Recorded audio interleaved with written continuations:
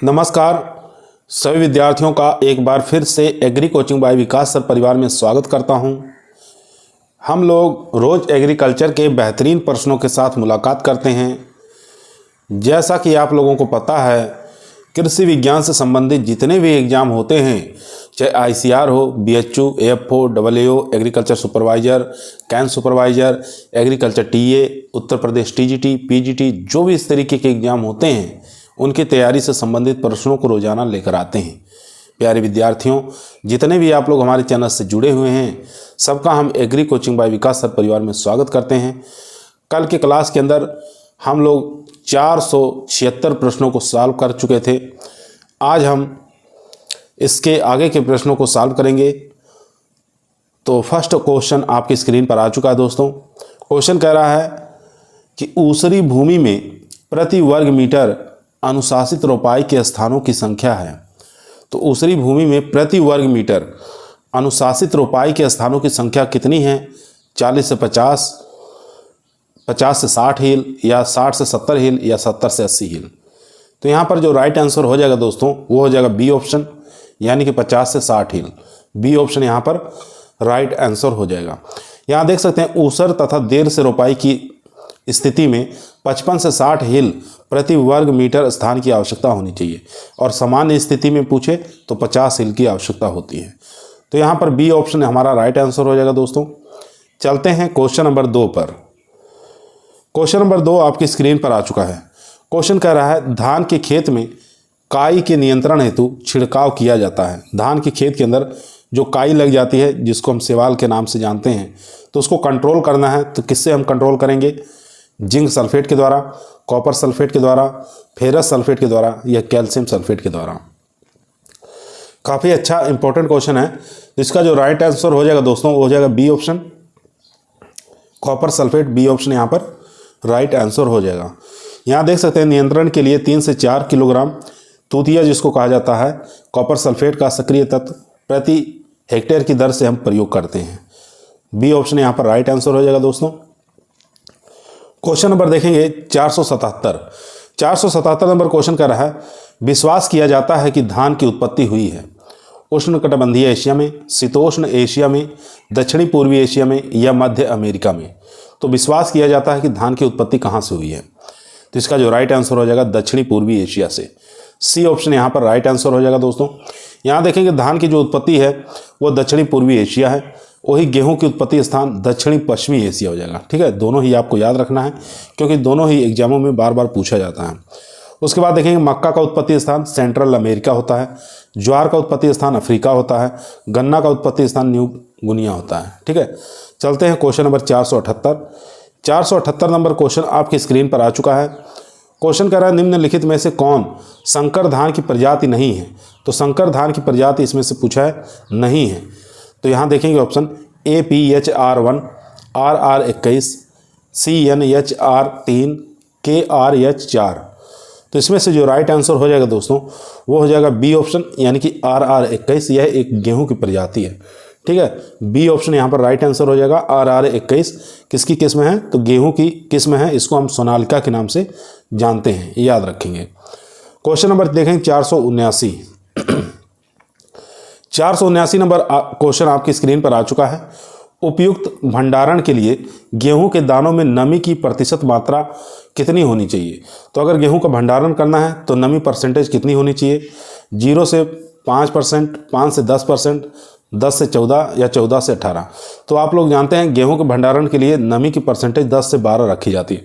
तो ऑप्शन में हमारा सी ऑप्शन राइट आंसर हो जाएगा 10 से 14। ठीक है, सी ऑप्शन यहाँ पर राइट आंसर हो जाएगा। अगर अधिक नमी होने के कारण क्या होता है, कीट का प्रकोप हो जाता है और उसमें जो गेहूँ जो भंडारित करते हैं वो भी खराब होने का डर रहता है। ठीक है, इसलिए उचित नमी रखकर ही उसको भंडारित करते हैं। क्वेश्चन नंबर देखेंगे 480 नंबर क्वेश्चन कराया चने की अवरोधी जो किस्म है ये सहनशील है किसके प्रति? ये आपको बताना है। रस्ट के प्रति, विल्ट के प्रति, या ग्रे मोल्ड के प्रति, या भूरा विगलन रोग के प्रति। तो यहाँ पर बताइए किसके प्रति अवरोधी चने की जो प्रजाति है ये है। तो यहाँ पर जो राइट आंसर हो जाएगा दोस्तों 480 का वो हो जाएगा विल्ट के प्रति अवरोधी है, उकठा के प्रति। ठीक है, बी ऑप्शन यहाँ पर राइट आंसर हो जाएगा दोस्तों। क्वेश्चन नंबर देखेंगे 481 नंबर क्वेश्चन कह रहा है तिल में तेल की मात्रा का प्रतिशत होता है 46% से 52%, 36% से 42%। इसमें से बताइए दोनों ऑप्शन में से तिल में तेल की मात्रा का प्रतिशत कितना होता है। तो यहाँ पर जो राइट आंसर हो जाएगा दोस्तों वो हो जाएगा 46 से लेकर 52% तक तेल की मात्रा पाया जाता है तिल के अंदर। ठीक है, अगर हम प्रोटीन की बात करें तो प्रोटीन की मात्रा तिल के अंदर 18 से लेकर 20% तक इसके अंदर प्रोटीन की मात्रा पाई जाती है। ये भी आपको याद रखना है। तिल के तेल के अंदर एक सीसे मोल नामक पदार्थ पाया जाता है। ठीक है, सीसे मोल नामक पदार्थ पाया जाता है। ये क्या काम करता है? जो सीसे नामक पदार्थ पाया जाता है तिल के अंदर, इसके कारण क्या होता है, तिल का जो तेल होता है अधिक समय तक परिरक्षित रखा जा सकता है। ठीक है, ये भी एग्जाम में पूछा जाता है किसके कारण तिल का तेल अधिक समय तक परिरक्षित किया जा सकता है, तो सीसे मोल नामक पदार्थ के कारण। चलते हैं क्वेश्चन नंबर 482 पर। क्वेश्चन नंबर देखेंगे 482 आपकी स्क्रीन पर आ चुका है दोस्तों। क्वेश्चन को ध्यानपूर्वक पढ़ेंगे, आंसर देंगे। क्वेश्चन कह रहा है मूंगफली में दानों की औसत मात्रा होती है 70%, 50%, 40%, 30%। यहाँ देख सकते हैं कितनी बार एग्जामों में पूछा गया है, 2010 में, 2004 में, 2000 में, उसके बाद 2005 में। ठीक है, बहुत बार एग्जामों में ये आता है क्वेश्चन। तो मूंगफली में दानों की औसत मात्रा होती है तो होता है 70% सेलिंग की मात्रा पाई जाती है। ए ऑप्शन यहाँ पर राइट आंसर हो जाएगा दोस्तों। यहाँ देख सकते हैं मूंगफली के दानों में प्रतिशत सेलिंग की परसेंटेज जो होती है 70% होता है।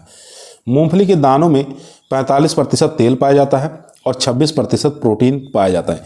ये भी बहुत बार एग्जामों में यहाँ से भी क्वेश्चन पूछा है कि मूंगफली के दानों में तेल की मात्रा कितनी होती है, 45% और 26% प्रोटीन की मात्रा पाई जाती है।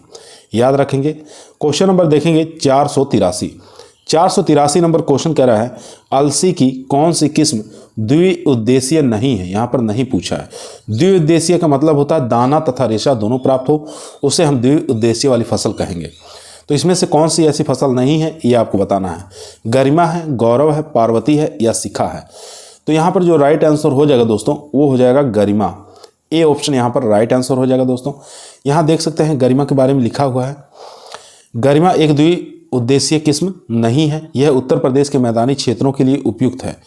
इसकी जो समयावधि है 125 से लेकर 130 दिन में ये पककर तैयार हो जाती है।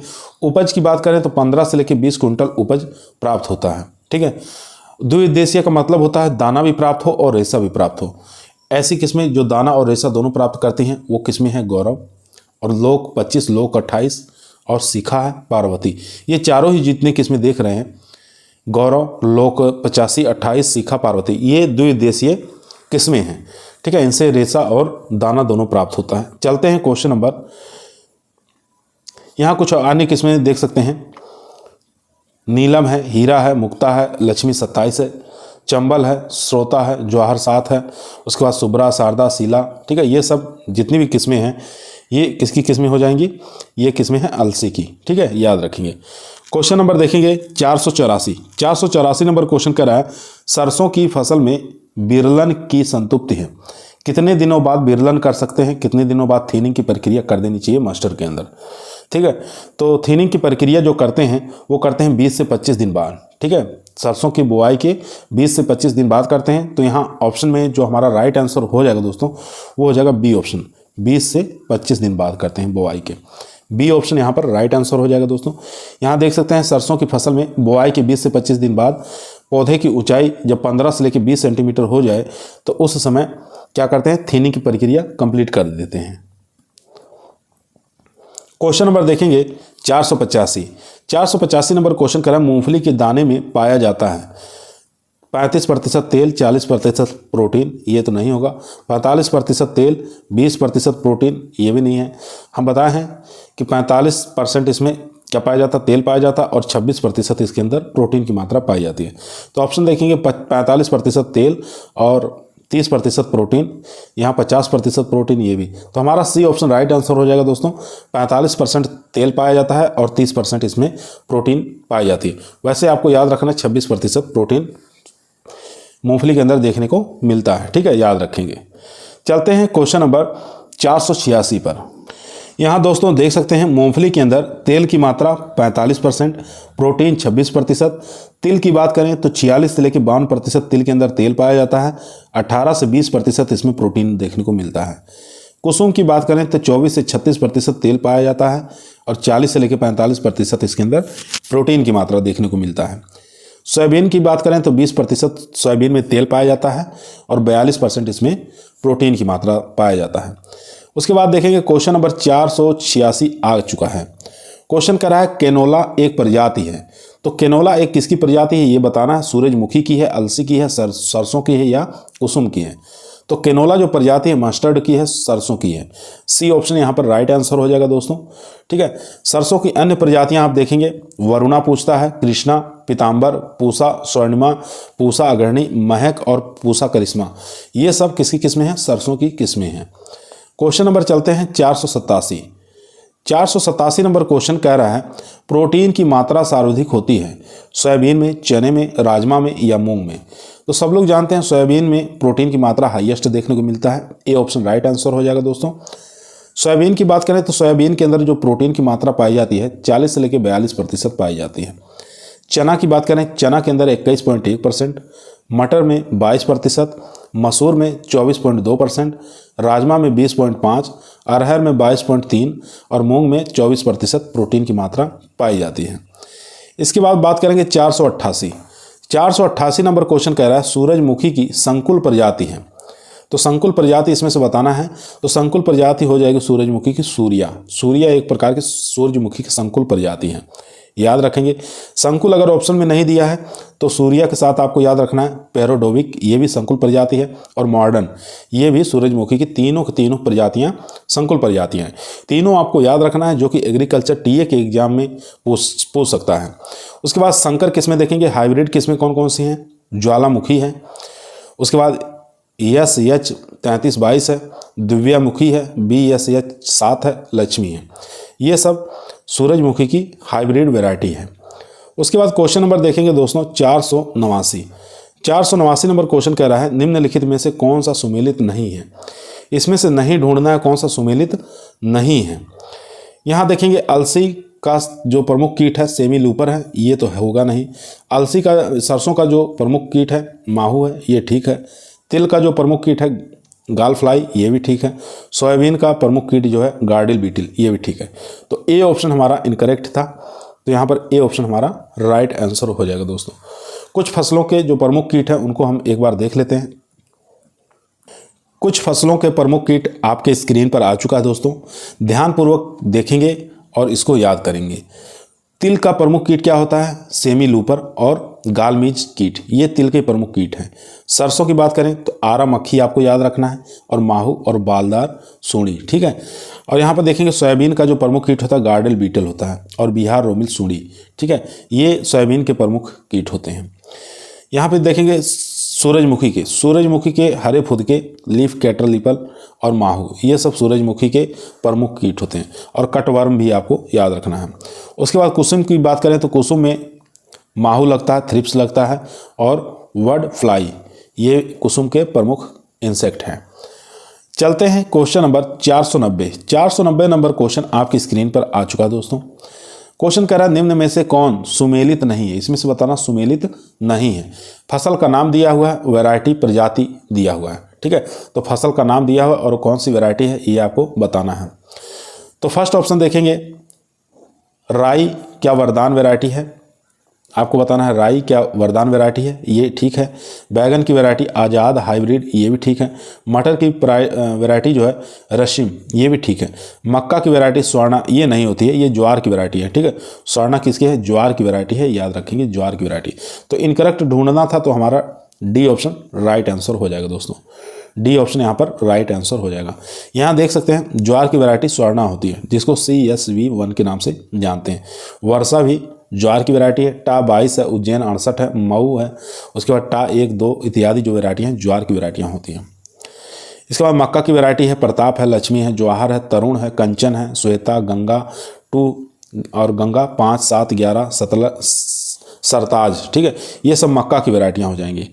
बैगन की इंपॉर्टेंट वैरायटियाँ आपको याद करना है, पंत सम्राट, अर्कासील, पूसा क्रांति, आज़ाद क्रांति, अर्का नवनीत, पंजाब बहार, ये सब बैगन की वैरायटियाँ हैं। टमाटर की वैरायटियाँ रश्मि है, पंत बहार है, पंजाब केसरी है, अंगूर लता, ये सब टमाटर की वैरायटियाँ हैं। क्वेश्चन नंबर चलते हैं दोस्तों 491 नंबर क्वेश्चन स्क्रीन पर आ चुका है। मालवीय 305 प्रजाति है, तो मालवीय 305 प्रजाति बताना किसकी है? सूरजमुखी की है, कुसुम की है, अरंडी की है, या उपरोक्त में से कोई नहीं। तो यहाँ पर जो राइट आंसर हो जाएगा दोस्तों, साफ्लावर की वैरायटी है, कुसुम की वैरायटी है, बी ऑप्शन यहाँ पर राइट आंसर हो जाएगा दोस्तों, बी ऑप्शन यहाँ पर राइट आंसर हो जाएगा। इसको हस्क 305 के नाम से भी जाना जाता है। यहाँ देखेंगे कुछ कुसुम की वैरायटियाँ हैं जिनको आपको याद करना है। कुसुम की वैरायटियाँ टा 65 है, टा 56 है, टा 39 है, मालवीय 305 जिसको हस्क 305 के नाम से जानते हैं, वरुणा है, रोहिणी है, वरदान है, वैभव, शेखर, कृष्णा, पूसा, जय किसान और दुर्गामणि, ये सब कुसुम की वैरायटियाँ हैं। सूरजमुखी की देखेंगे ज्वालामुखी है, मॉडर्न है, मंजीरा है, मॉडर्न, ड्वार्फ है, सनराइज है, सिलेक्शन है, ठीक है, ये सब वैरायटियाँ सूरजमुखी की हैं।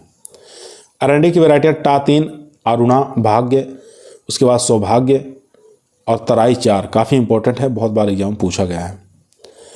क्वेश्चन नंबर देखेंगे 492 दोस्तों, 492 नंबर क्वेश्चन कह रहा है सूरजमुखी की उत्पत्ति स्थान बताना कौन सा देश है।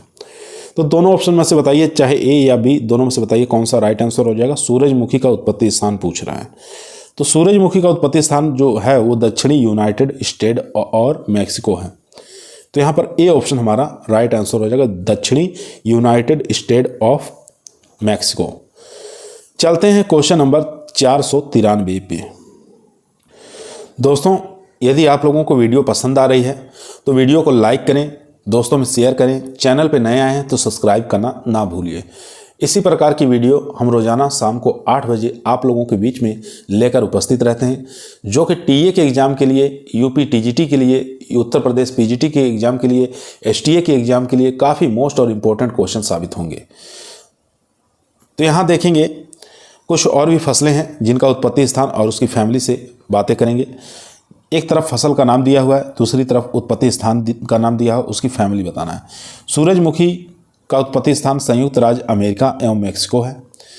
फैमिली की बात करें तो सूरजमुखी की जो फैमिली होती है कंपोजिटी, जिसको एस्टरेसी के नाम से जाना जाता है।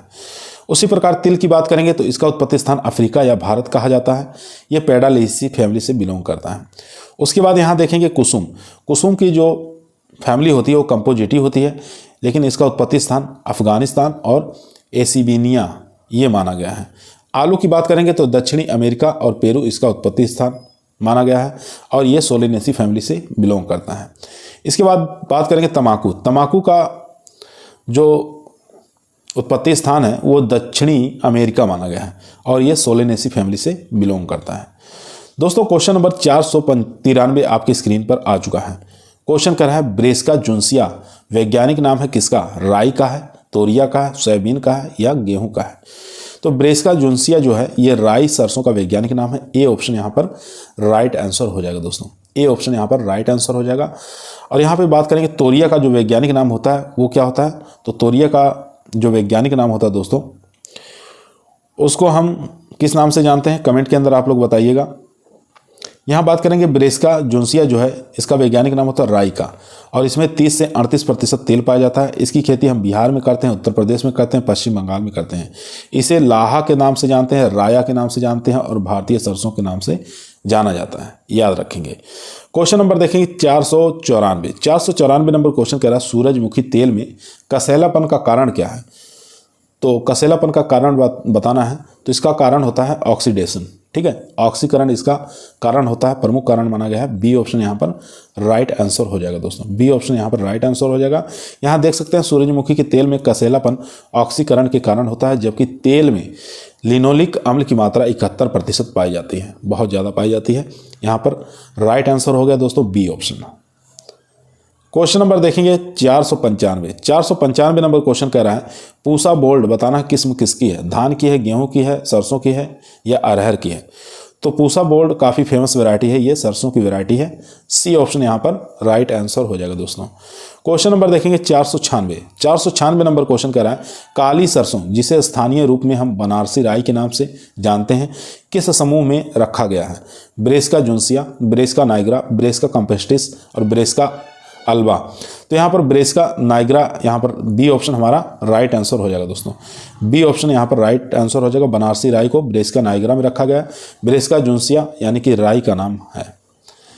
क्वेश्चन नंबर देखेंगे 497, सूरजमुखी है तो सूरजमुखी बताना है क्या है। चलिए ऑप्शन देख लेते हैं। चारों ही ऑप्शन दोस्तों आपके स्क्रीन पर आ चुका है। क्वेश्चन पूछा था सूरजमुखी है तो सूरजमुखी क्या है, तो सूरजमुखी जो है वो हो जाएगा यहाँ पर डी ऑप्शन यानी कि थर्मो फोटो इनसेंसिटिव। ठीक है, तो डी ऑप्शन यहाँ पर राइट आंसर हो जाएगा। यहाँ देख सकते हैं सूरजमुखी एक वर्षीय और द्विबीजपत्री हर्बेसियस पौधा है। इसके जन्म स्थान जो है उत्तरी अमेरिका है। यह पौधा पूरे वर्ष यानी कि ट्रॉपिकल और सब ट्रॉपिकल रीजन में उगाने के कारण इसको थर्मो और फोटो इनसेंसिटिव पौधा होता है। ठीक है, तो इसीलिए इसको थर्मो फोटो इनसेंसिटिव कहा जाता है। पूरे वर्ष इसको लगा सकते हैं और सब ट्रॉपिकल रीजन में लगाया जा सकता है। क्वेश्चन नंबर देखेंगे 498 नंबर क्वेश्चन आपकी स्क्रीन पर आ चुका है दोस्तों। क्वेश्चन कह रहा है सरसों की प्रति हेक्टेयर बीज दर आपको बताना है। तो सरसों का बीज दर जो होता है 5 से 6 किलोग्राम होता है, सब लोग जानते हैं। सी ऑप्शन यहाँ पर राइट आंसर हो जाएगा दोस्तों। सीड रेट की बात है तो 5 से 6 किलोग्राम सीड रेट लगता है सरसों में, याद रख लेंगे, बहुत बार एग्जाम में पूछा जाता है। क्वेश्चन नंबर देखेंगे 499, नीचे दिए गए फसलों की प्रजातियों में से तिलहनी प्रजाति दर्शाना है। तिलहनी प्रजाति कौन सी इन चारों में से बताइए। CSH4, जनक, गंगा 5, वरुणा। तो वरुणा जो वैरायटी है ये तिलहनी वैरायटी है। ठीक है, सरसों की वैरायटी है वरुणा, याद रखेंगे, जो कि 125 से लेकर 130 दिन में पककर तैयार हो जाती है। ठीक है, 125 से 130 दिन में पककर तैयार हो जाती है। पौधे की लंबाई की बात करें तो 1.5 से लेकर 1.7 मीटर पौधे लंबे होते हैं। 18 से लेकर 25 कुंटल तक उपज दे देती है 1 हेक्टेयर में। तेल की मात्रा की बात करें तो 33 से लेकर 35% तक तेल पाया जाता है। इसको हम उत्तर प्रदेश में, बिहार में, गुजरात में आसानी से लगा सकते हैं। क्वेश्चन नंबर देखेंगे 500 नंबर क्वेश्चन कह रहा है ब्रेस्का जुन्सिया है। तो ब्रेस्का जुन्सिया क्या है ये आपको बताना है। तो ब्रेस्का जुन्सिया जो है वो ऑटोटेट्राप्लॉइड है। ठीक है, अपर चतुर्गुणित है। तो डी ऑप्शन यहाँ पर राइट आंसर हो जाएगा दोस्तों। क्वेश्चन नंबर देखेंगे 501 नंबर क्वेश्चन स्क्रीन पर आ चुका है। मूंगफली का सर्वाधिक उत्पादन करने वाला देश कौन सा है। तो मूंगफली का सर्वाधिक उत्पादन करने वाला देश बताना है। रूस है, चीन है, कनाडा है या भारत है। तो काफ़ी अच्छा इंपॉर्टेंट क्वेश्चन है दोस्तों, बहुत बार एग्जामों में आया हुआ है। तो यहाँ पर डी ऑप्शन राइट आंसर हो जाएगा। डी ऑप्शन यहाँ पर राइट आंसर हो जाएगा। यहाँ देख सकते हैं क्षेत्रफल की दृष्टि से मूंगफली का प्रति हेक्टेयर उत्पादन भारत का सर्वाधिक है। ठीक है, तो सर्वाधिक उत्पादन पूछा था तो यहाँ पर डी ऑप्शन हमारा राइट आंसर हो जाएगा दोस्तों। क्वेश्चन नंबर देखेंगे 502 नंबर क्वेश्चन आपकी स्क्रीन पर आ चुका है। काले तिल की प्रजाति बताना है। काला जो तिल होता है उसकी वैरायटी इसमें से बताना है। टाइप 4 है, टाइप 12 है, प्रताप है या कृष्णा है। तो यहाँ पर जो कृष्णा वैरायटी है वो काले तिल की वैरायटी है। डी ऑप्शन यहाँ पर राइट आंसर हो जाएगा दोस्तों। डी ऑप्शन यहाँ पर राइट आंसर हो जाएगा। यहाँ देख सकते हैं काले तिल की जो वैरायटी है कृष्णा है, सूर्या है, CO1 है, गुजरात है, तिल 10 है। ये सब काले रंग की वैरायटियाँ हैं। सफ़ेद रंग के तिल की बात करें तो इसमें ब्रजेश्वरी, सोमा याद रखना है, शुभ्रा याद रखना है, राजेश्वरी, तरुण याद रखना है, शेखर याद रखना है, T12, T13, 78, गुजरात तिल 4 और 12, ये सब सफ़ेद रंग की वैरायटियाँ होती हैं। भूरे रंग के जो तिल होते हैं TMV7, 4, 6 और चंदना। ठीक है, ये सब वैरायटियाँ भूरे रंग की वाली तिल की वैरायटियाँ हैं। चलते हैं क्वेश्चन नंबर 503 पर। क्वेश्चन नंबर दोस्तों 503 आपकी स्क्रीन पर आ चुका है।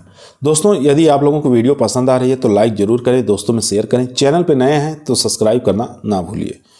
क्वेश्चन नंबर 503 कह रहा है सरसों की फसल में एफिड, जिसको माहू के नाम से जाना जाता है, इसको नियंत्रण करने के लिए, कंट्रोल करने के लिए किसका छिड़काव करते हैं। फॉलीडॉल का, फ्यूरॉन का, मेलाथियान का या इनमें से कोई नहीं। तो मेलाथियान का इसमें स्प्रे किया जाता है।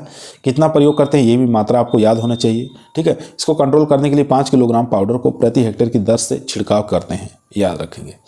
क्वेश्चन नंबर देखेंगे 504 नंबर क्वेश्चन कह रहा है मूंगफली में कर्षण क्रिया नहीं की जाती है। तो किस समय कर्षण क्रियाएं, निराई गुड़ाई ये सब क्रिया नहीं की जाती हैं। पुष्पान अवस्था में या पौधा अवस्था के साथ या पैगिंग अवस्था के समय या इनमें से कोई नहीं। तो पैगिंग की जब क्रिया होती है तो उस समय उसमें निराई गुड़ाई की प्रक्रिया नहीं करते हैं। तो सी ऑप्शन यहाँ पर राइट आंसर हो जाएगा।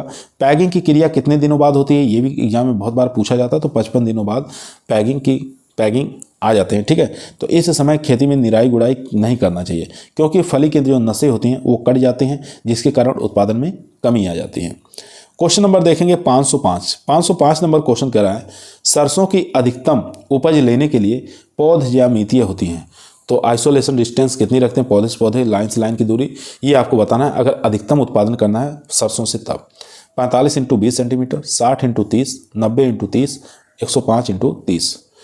तो यहाँ पर जो राइट आंसर हो जाएगा दोस्तों वो हो जाएगा यहाँ पर 45 × 15 रख सकते हैं या 45 × 20 रख सकते हैं। तो ए ऑप्शन यहाँ पर राइट आंसर हो जाएगा दोस्तों। और 1 हेक्टेयर में बीज कितना लगता है, तो 5 किलोग्राम सीड 1 हेक्टेयर के लिए बुआई के लिए पर्याप्त होता है। क्वेश्चन नंबर देखेंगे 506 नंबर क्वेश्चन कह रहा है, वरुणा एक म्यूटेंट प्रजाति है। तो बताना किसकी अरुणा जो है म्यूटेंट प्रजाति है, मटर की है, कपास की है, अरंडी की है या सोयाबीन की है। तो अरुणा एक म्यूटेंट प्रजाति है अरंडी की। ए ऑप्शन यहाँ पर राइट आंसर हो जाएगा दोस्तों। ए ऑप्शन यहाँ पर राइट आंसर हो जाएगा। इसका विकास जो हुआ है वो गामा मॉडर्न नई दिल्ली द्वारा किया गया है। ये भी क्वेश्चन पूछा गया है। क्वेश्चन नंबर देखेंगे 507 नंबर क्वेश्चन कह रहा है, तिल की बुआई के लिए उपयुक्त बीज की मात्रा किलोग्राम हेक्टेयर है। 4 से 5 किलोग्राम, 7 से 8, 10 से 12 या 14 से 15। तो तिल की अगर बुआई करना है तो उसमें सीड रेट 1 हेक्टेयर में कितना लगेगा ये आपको बताना है। ये एग्जाम में बहुत बार पूछा गया क्वेश्चन है। ठीक है, तो 507 का जो राइट आंसर हो जाएगा दोस्तों वो हो जाएगा 4 से लेकर 5 kilogram per hectare. A option यहाँ पर राइट आंसर हो जाएगा दोस्तों। और पौधे से पौधे की दूरी बात करें, लाइन से लाइन की दूरी 45 × 15 या 45 × 22 सेंटीमीटर रखा जाता है। क्वेश्चन नंबर देखेंगे 508 नंबर क्वेश्चन कर रहा है, सोयाबीन में तेल की मात्रा बताना है। तो सोयाबीन के तेल की मात्रा जो होता है वो पाया जाता है 20%। ठीक है, बी ऑप्शन यहाँ पर राइट आंसर हो जाएगा दोस्तों। और प्रोटीन की बात करें तो 42 से लेकर 44% तक इसमें प्रोटीन पाया जाता है और 30% इसमें कार्बोहाइड्रेट पाया जाता है। क्वेश्चन नंबर देखेंगे 509 नंबर क्वेश्चन कर रहा है, उत्तर प्रदेश में तिल की खेती मुख्यतः की जाती है पैरा फसल के रूप में, मिश्रित फसल के रूप में, अंतरा फसल के रूप में या शुद्ध फसल के रूप में। तो इन चारों में से बताइए कौन सा राइट आंसर हो जाएगा। तो उत्तर प्रदेश में जो तिल की खेती की जाती है दोस्तों वो की जाती है मिश्रित फसल के रूप में। ठीक है, बी ऑप्शन यहाँ पर राइट आंसर हो जाएगा दोस्तों। बी ऑप्शन यहाँ पर राइट आंसर हो जाएगा, बहुत बार एग्जामों में पूछा गया है। चलते हैं क्वेश्चन नंबर 510 पर। दोस्तों क्वेश्चन नंबर 510 आपके स्क्रीन पर आ चुका है। क्वेश्चन कर रहा है, मूंगफली में फलने वाली मूंगफली में, ठीक सॉरी दोस्तों एक मिनट, यहाँ देखेंगे गुच्छों में फलने वाली मूंगफली में मिट्टी चढ़ाने का कार्य पूरा करना चाहिए बुआई के 30 दिन पर, बुआई के 45 दिन, बुआई के 60 दिन या बुआई के 75 दिन बाद। तो मूंगफली में मिट्टी चढ़ाने का जो कार्य है वो 40 से लेकर 45 दिन बाद, यानी फूल आने निकलने से पहले कर लेना चाहिए। ठीक है, तो यहाँ पर जो राइट आंसर हो जाएगा दोस्तों वो हो जाएगा बी ऑप्शन, यानी कि 45 दिन बाद। ठीक है, बी ऑप्शन यहाँ पर राइट आंसर हो जाएगा। यहाँ देख सकते हैं मूंगफली में मिट्टी चढ़ाने का जो कार्य है 40 से 45 दिन बाद, यानी कि फूल निकलने के समय अर्थात पैगिंग 55 दिन बाद पूर्ण कर लेना चाहिए। तो यहाँ पर बी ऑप्शन हमारा राइट आंसर हो जाएगा।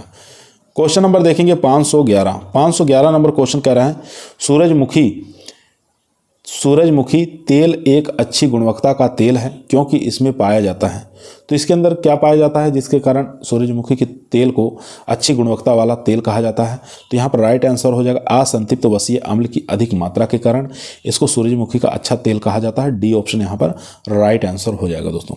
कितना % पाया जाता है ये भी आपको याद रखना है। सूरजमुखी के तेल में 64% तक असंतृप्त वसीय अम्ल की मात्रा पाई जाती है जो मानव धमनियों को एकत्रित कोलेस्ट्रॉल को साफ करने का कार्य करता है। इस प्रकार से हृदय रोग से पीड़ित तथा संकलित व्यक्तियों को खाद्य तेल के रूप में प्रयोग करने की सलाह दी जाती है। तो यहाँ पर जो राइट आंसर हो जाएगा दोस्तों वो हो जाएगा डी ऑप्शन। क्वेश्चन नंबर देखेंगे 512 नंबर क्वेश्चन कह रहे हैं, सूरजमुखी की बुआई के लिए कृषि में कौन सी पद्धति का अनुपयोग है यानी कि नहीं करना चाहिए। प्रातःकालीन बुआई ये ठीक है करना चाहिए, शामकालीन बुआई ये भी करना चाहिए, दोपहर में बुआई ये हमारा इनकरेक्ट आंसर हो जाएगा दोस्तों। उसके बाद बुआई के तुरंत बाद पाटा लगाना ये भी ठीक है। यहाँ पर सी ऑप्शन हमारा राइट आंसर हो जाएगा दोस्तों। क्वेश्चन नंबर देखेंगे 513 नंबर क्वेश्चन कर रहा है, दक्षिणी भारत की अपेक्षा उत्तरी भारत में गन्ने की औसत उपज कम होने का क्या कारण है। तो कम होने का क्या कारण है ये आपको बताना है। तो 513 का जो राइट आंसर हो जाएगा जलवायु की दशा। सी ऑप्शन यहाँ पर राइट आंसर हो जाएगा दोस्तों। सी ऑप्शन यहाँ पर राइट आंसर हो जाएगा दोस्तों। क्वेश्चन नंबर देखेंगे 514 नंबर क्वेश्चन कह रहे हैं उत्तरी मैदान में आलू की मुख्य फसल की बुआई का समय क्या है। अक्टूबर का प्रथम पखवाड़ा, अक्टूबर का द्वितीय पखवाड़ा। तो उत्तरी मैदानी भागों में आलू का जो बुआई करते हैं उसका मुख्य समय माना जाता है अक्टूबर का द्वितीय सप्ताह। बी ऑप्शन यहाँ पर राइट आंसर हो जाएगा दोस्तों। बी ऑप्शन यहाँ पर राइट आंसर हो जाएगा। चलिए चलते हैं क्वेश्चन नंबर 515 पर। यहाँ देखेंगे दोस्तों उत्तरी भारत में आलू की बुआई का समय जो है, अगर अगेती बुआई करना है तो 25 सितंबर से लेके 10 अक्टूबर में बुआई कर देते हैं और पौधे से पौधे की दूरी, लाइन से लाइन की दूरी 45 × 15 सेंटीमीटर रखा जाता है। एग्जाम में यहाँ से क्वेश्चन पूछा गया है। मुख्य फसल की बुआई करना है आलू की तो 15 अक्टूबर से 25 अक्टूबर तक कर देते हैं द्वितीय पखवाड़ा में। पहाड़ी क्षेत्रों पर अगर आलू की बुआई करना है तो फरवरी तथा ऊंचाई, अगर ज़्यादा ऊंचाई है तो मार्च में इसकी बुआई कर देते हैं। ठीक है। अगर बोने की गहराई पूछे तो 6 से लेकर 8 सेंटीमीटर। अगर बीज की मात्रा पूछे तो 25 से 30 कुंटल। चलते हैं क्वेश्चन नंबर 515 पर। 515 नंबर क्वेश्चन आपकी स्क्रीन पर आ चुका है। आलू की पत्तियों की कटाई की जाती है। क्या प्राप्त करने के लिए आलू की पत्तियों की कटाई करते हैं ये आपको बताना है। गुणवत्ता युक्त बीज, अधिक उपज, बड़े केंद्र या उपरोक्त में से कोई नहीं। तो पत्तियों की कटाई इसलिए की जाती है कि गुणवत्ता युक्त बीज प्राप्त करने के लिए पत्तियों की कटाई करते हैं। ए ऑप्शन यहाँ पर राइट आंसर हो जाएगा दोस्तों। क्वेश्चन नंबर देखेंगे 516 नंबर क्वेश्चन कह रहा है गन्ने में रस की औसत मात्रा होती है 75 से 80, 60 से 70, 55 से 60 या 45 से 50। तो गन्ने में रस की मात्रा जो होती है वो होती है 60 से लेकर 70% तक। बी ऑप्शन यहाँ पर राइट आंसर हो जाएगा दोस्तों। यहाँ चीनी की बात करेंगे तो चीनी के अंदर जो रस की मात्रा होती है 9 से 11, गुड़ में 12 से 13, राब में 18 से 20, सुक्रोज में 12 से 14 और सीरा में 3.5%। तो यहाँ से भी बहुत बार क्वेश्चन पूछे जाते हैं दोस्तों, इनको भी आप लोग 1-2 बार पढ़कर जाइएगा। क्वेश्चन नंबर देखेंगे 517 नंबर क्वेश्चन कह रहा है आलू की कौन सी प्रजाति चिप्स बनाने के लिए उपयुक्त है। कुफरी चंद्रमुखी, कुफरी बहार, कुफरी सिंदूरी, कुफरी चिप्सोना। चिप्सोना जो है चिप्स बनाने के रूप में प्रयोग में ली जाती है। चिप्सोना 1 होगा, चिप्सोना 2 है। ये सब वैरायटियाँ जो है चिप्स बनाने के लिए उत्तम मानी गई है। यहाँ देख सकते हैं कुफरी चिप्सोना 1, कुफरी चिप्सोना 2, ये चिप्स बनाने के लिए उत्तम किस्म है। चिप्सोना 2 जो वैरायटी है ये पछेती झुलसा के लिए प्रतिरोधी वैरायटी है। ठीक है, याद रखेंगे। चलते हैं क्वेश्चन नंबर 518 नंबर क्वेश्चन कर रहा है अगेती व पछेती, इसमें अगमारी अवरोधी आलू की प्रजाति कौन सी है। यानी कि अर्ली ब्लाइट और लेट ब्लाइट दोनों के लिए रेजिस्टेंट वैरायटी बताना है आलू की कौन सी है। कुफरी ज्योति है, कुफरी सिंदूरी, कुफरी अशोका, कुफरी बादशाह। तो कुफरी बादशाह जो है ये दोनों के प्रति रेसिस्टेंट वैरायटी है। ठीक है, याद रखेंगे, चाहे अर्ली ब्लाइट लगे चाहे पछेती, ठीक है, दोनों के लिए रेजिस्टेंट है। डी ऑप्शन यहाँ पर राइट आंसर हो जाएगा दोस्तों। चलते हैं क्वेश्चन नंबर 519 पर। क्वेश्चन नंबर 519 आपकी स्क्रीन पर आ चुका दोस्तों, ध्यानपूर्वक पढ़ेंगे, आंसर देंगे। क्वेश्चन कह रहा है अमेरिकन कपास में रेशे का औसत प्रतिशत होता है 20%, 25%, 30%, 40%। तो अमेरिकन कपास में रेशे का औसत परसेंट जो होता है वो होता है 30%। सी ऑप्शन यहाँ पर राइट आंसर हो जाएगा दोस्तों। तो गेनिंग परसेंटेज इसको कहा जाता है। तो 30 से 35% इसका हो जाएगा अमेरिकन कपास का। अगर हम देसी कपास की बात करें तो इसके अंदर 35 से लेकर 40% गेनिंग परसेंटेज पाया जाता है। तो याद रखेंगे। क्वेश्चन नंबर देखेंगे 520 नंबर क्वेश्चन कर रहा है जल प्लावित क्षेत्रों के लिए अति उपयुक्त फसल कौन सी है। ठीक है, तो वाटर लॉगेड एरिया जो होता है उसके अंदर कौन सी फसल लगा सकते हैं, पटसन, जूट, गेहूं या अलसी। तो यहाँ पर जूट लगा सकते हैं, जूट और धान ऐसी फसलें हैं जो जल प्लावित क्षेत्र में आसानी से हम लगा सकते हैं।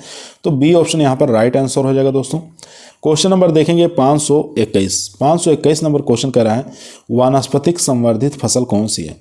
ठीक है, वेजिटेटिवली प्रोपोगेटेड क्रॉप कौन सी है, धान है, यहाँ ढैंचा है, बरसीम है, तो गन्ना। तो गन्ना जानते हैं, डी ऑप्शन यहाँ पर राइट आंसर हो जाएगा दोस्तों। गन्ने का वैज्ञानिक नाम क्या होता है, सेकेरम ऑप्सिनेरम होता है, याद रखेंगे। फैमिली पोएसी फैमिली से बिलोंग करता है। ठीक है, चलते हैं क्वेश्चन नंबर 522 पर। 522 नंबर क्वेश्चन आपकी स्क्रीन पर आ चुका है। क्वेश्चन कह रहा है भारतवर्ष में सर्वप्रथम 1970 में विमोचित कपास की संकर प्रजाति कौन सी है। तो भारत में सर्वप्रथम 1970 में बताना है विमोचित कपास की संकर किस्म कौन सी है। तो सब लोग जानते हैं H4 जो है ये हाइब्रिड जो है कपास की पहली प्रजाति है। बी ऑप्शन यहाँ पर राइट आंसर हो जाएगा दोस्तों। ये कहाँ से निकाली गई, किसके द्वारा निकाली गई, तो इसको भी आप देख लेंगे। तो विश्व की प्रथम वाणिज्यिक संकर कपास जो है H4 है। ठीक है, डॉक्टर चंद्रकांत पटेल ने सन 1970 में गुजरात कृषि विश्वविद्यालय द्वारा इसको विकास किया गया था। ठीक है, इन्हें ही फादर ऑफ हाइब्रिड कॉटन कहा जाता है, याद रखेंगे, पूछ सकता है एग्जाम में। इसका जो संकर है किसके किसके बीच में कराया था, तो G67 और अमेरिकन नेक्ट्रोलेस इसके बीच में क्रॉस करके H4 का विकास किया गया था। ठीक है, 1972 में, याद रखेंगे, बहुत बार एग्जामों में आया हुआ प्रश्न है। चलते हैं क्वेश्चन नंबर 523 पर दोस्तों। क्वेश्चन नंबर दोस्तों 523 आपकी स्क्रीन पर आ चुका है। क्वेश्चन कह रहा है निम्नलिखित में से कौन सी अमेरिकन कपास है। तो अमेरिकन कपास इसमें से बताना है कौन सी हो जाएगी। यहाँ देखेंगे दिग्विजय है, प्रमुख है, संजय है या सुजाता है। तो इन चारों में से बताइए कौन सा राइट आंसर हो जाएगा। तो यहाँ पर जो प्रमुख है ये बी ऑप्शन यहाँ पर राइट आंसर हो जाएगा। ये अमेरिकन कपास है, बी ऑप्शन यहाँ पर राइट आंसर हो जाएगा। कपास की अमेरिकन किस्में देखेंगे, प्रमुख, महालक्ष्मी, बीकानेरी, नरमा H14, विकास, यहाँ गंगानगर अगेती, वारालक्ष्मी, विक्रम, साकेत 4, ये सब कपास की अमेरिकन कपास है। देसी कपास की बात करेंगे तो दिग्विजय है, शामली है, लोहित है, गंगानगर 1 है और माकबरी है। ये सब देसी कपास की वेराइटियाँ हैं। क्वेश्चन नंबर चलते हैं दोस्तों 524 पर। 524 नंबर क्वेश्चन आपकी स्क्रीन पर आ चुका है। क्वेश्चन कह रहा है अनुशासित संरचना में आनुवांशिक संरचना में परिवर्तन करके बनाई गई पहली फसल जिसे भारत में व्यापारिक स्तर पर खेती के लिए उपयोग किया गया, सोयाबीन, धान, कपास, सरसों। तो 524 का जो राइट आंसर हो जाएगा दोस्तों वो हो जाएगा सी ऑप्शन यानी कि कपास। सी ऑप्शन यहाँ पर राइट आंसर हो जाएगा दोस्तों। यहाँ देख सकते हैं भारत में व्यापारिक कृषि हेतु स्वीकृत एकमात्र यहाँ पर जेनेटिकली मॉडिफाइड जिसको जीएम क्रॉप के नाम से जानते हैं बीटी कपास है। बीटी का मतलब होता है बैसिलस थोरिजेंसिस जो कि एक प्रकार का बैक्टीरिया होता है। इसी प्रकार के बैक्टीरिया यानी कि जीन कपास में स्थानांतरित किया गया है जिससे हम कपास में गुलाबी कीड़ों की प्रति क्या है सहनशीलता प्रतिरोधकता उत्पन्न कर सकते हैं। क्वेश्चन नंबर देखेंगे 525 नंबर क्वेश्चन कर रहा है निम्नलिखित में से कौन सी आलू की प्रजाति हाल ही में जारी की गई है। कुफरी नीलम है, कुफरी ज्योति है, कुफरी चमत्कार है, कुफरी सतलज है। तो यहाँ पर 525 का जो राइट आंसर हो जाएगा कुफरी सतलज, डी ऑप्शन यहाँ पर राइट आंसर हो जाएगा दोस्तों। आलू अनुसंधान केंद्र कहाँ है, तो यहाँ ध्यान देंगे कि केंद्रीय आलू रिसर्च अनुसंधान संस्थान जो है ये शिमला के अंदर है, कुफरी के अंदर स्थित है, याद रखेंगे। यहाँ से भी क्वेश्चन बहुत बार पूछा गया है। क्वेश्चन नंबर 526 देखेंगे तंबाकू की डेल क्रेस्टस प्रजाति किस समूह की है। तो डेल क्रेस्ट जो प्रजाति है किस समूह में है, तो यहाँ पर 26 का बताना है। राइट आंसर क्या हो जाएगा, तो फ्लू क्योरोडल सिगरेट। ठीक है, यहाँ पर ए ऑप्शन राइट आंसर हो जाएगा दोस्तों। ए ऑप्शन यहाँ पर राइट आंसर हो जाएगा दोस्तों, फ्लू क्योरोडल सिगरेट। क्वेश्चन नंबर देखेंगे 527 नंबर क्वेश्चन कह रहा है आलू का प्रवर्धन किया जाता है। तो आलू का प्रवर्धन किया जाता है ट्यूबर से, माइक्रो ट्यूबर से, सत्य बीज से या उपरोक्त सभी से। तो 27 का जो राइट आंसर हो जाएगा दोस्तों वो हो जाएगा डी ऑप्शन यानी कि टीपीएस से भी कर सकते हैं, माइक्रो ट्यूबर से कर सकते हैं, ट्यूबर से भी कर सकते हैं। तो यहाँ पर डी ऑप्शन हमारा राइट आंसर हो जाएगा दोस्तों, डी ऑप्शन यहाँ पर राइट आंसर हो जाएगा। चलते हैं क्वेश्चन नंबर 528 पर। क्वेश्चन नंबर दोस्तों देखेंगे 528 नंबर क्वेश्चन करा कपास में रुई का प्रतिशत होता है 5 से 10, 15 से 20, 10 से 15 या 25 से अधिक। तो यहाँ पर जो राइट आंसर हो जाएगा 25 से अधिक होता है, डी ऑप्शन यहाँ पर राइट आंसर हो जाएगा यानी कि 24 से लेकर 43% तक पाया जाता है कपास में रुई की मात्रा। सीड कॉटन क्या होता है, तो सीड यानी कि सीड और लिंट यानी कि जो रेशा होता है दोनों को मिलाकर सीड कॉटन हम कहते हैं। और कॉटन सीड क्या होता है, अगर हम उसमें से फज है उसको रिमूव कर देते हैं या सीड को अलग कर देते हैं तो उसको कॉटन सीड के नाम से जानते हैं। यहाँ पर देखेंगे क्वेश्चन नंबर 529 नंबर क्वेश्चन कह रहा है तंबाकू की फसल में टपिंग की क्रिया से हटाया जाता है। तो टपिंग की क्रिया से हटाया जाता है किसको, ऊपर की पत्तियों को, अतिरिक्त शाखाओं को, पुष्पगुच्छों को या उपरोक्त में से कोई नहीं। तो पुष्पगुच्छों को हटा दिया जाता है, उसी को टपिंग क्रिया कहते हैं। सी ऑप्शन यहाँ पर राइट आंसर हो जाएगा दोस्तों। यहाँ देख सकते हैं शीर्ष कर्तन से तने के ऊपरी वाली जो कलिका होती है या पुष्पक्रम या उसके साथ वाली 2 से 3 छोटी पत्तियों को तोड़ना ही क्या कहलाता है? टपिंग क्रिया कहलाता है। ठीक है, इसमें पुष्पक्रम को भी तोड़ते हैं, याद रखेंगे। क्वेश्चन नंबर देखेंगे 530 नंबर क्वेश्चन कह रहा है शाखाओं के निकलने की क्रिया मुख्य रूप से अनिवार्य है। तो शाखाओं के निकलने की क्रिया मुख्य रूप से अनिवार्य है, आलू में है, गन्ना में है, तंबाकू में है या मक्का में है। तो इसका जो राइट आंसर हो जाएगा दोस्तों 530 का वो हो जाएगा तंबाकू के अंदर, सी ऑप्शन यहाँ पर राइट आंसर हो जाएगा दोस्तों। ठीक है, उसमें गुणवत्ता बनाए रखने के लिए यह क्रिया की जाती है, याद रखेंगे।